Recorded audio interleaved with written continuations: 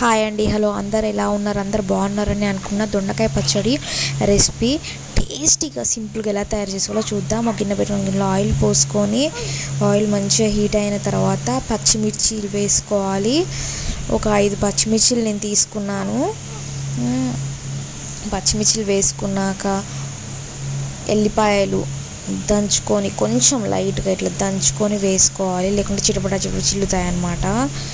అలాగే పొట్టుతో వేసుకోవచ్చు, ఏం కాదు, టేస్టీగానే ఉంటుంది. జీలకర్ర వేసుకోండి కొంచెం. ఆ మూడింటిని మంచిగా వేయించుకోవాలి. పచ్చిమిర్చి, ఎల్లిపాయ, జీలకర్రని మంచిగా వేయించుకోవాలి. మంచిగా వేగినాయి కదా, ఇప్పుడు మిక్సీ జార్లోకి తీసేసుకొని వేసేసుకుందాం. మిక్సీ జార్లో వేసుకుందాం. మిక్సీ జార్లో వేసేసుకుందాం. అలాగే మిగతాది కూడా మొత్తం తీసుకొని మిక్సీ జార్లో వేసేసుకుందాం.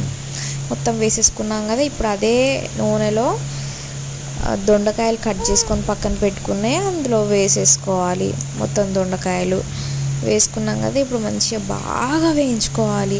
ఎలా అంటే కొంచెం బ్రౌన్ కలర్గా రావాలి దొండకాయలు వేగేటప్పుడు మధ్యలో చింతపండు కొంచెం వేసుకోవాలి.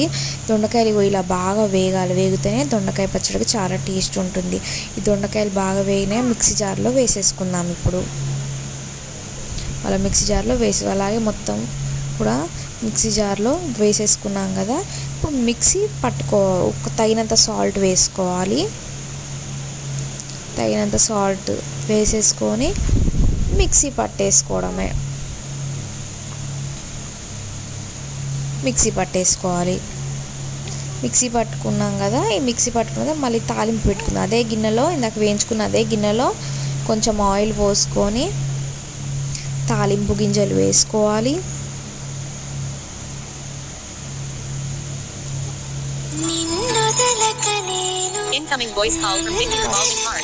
తాలింపు గింజలు వేసుకున్నాం కదా, ఇప్పుడు ఎండుమిర్చి వేసుకోవాలి. తర్వాత ఎల్లిపాయ వేసుకోవాలి, కరివేపాకు వేసుకోవాలి.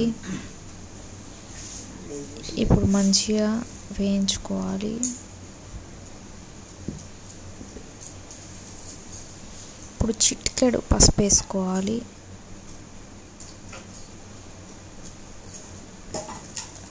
ఇప్పుడు తాలింపు మంచిగా వేగిపోయింది కదా, ఇప్పుడు ఇందాక దొండకాయ మనం మిక్సీ పట్టుకున్న పచ్చడి మిశ్రమం ఇందులో వేసుకొని కలుపుకోవాలి.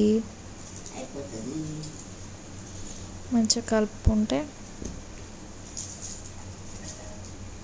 కలుపుకొని గిన్నెలో తీసుకుంటే దొండకాయ పచ్చడి ఈస్ రెడీ.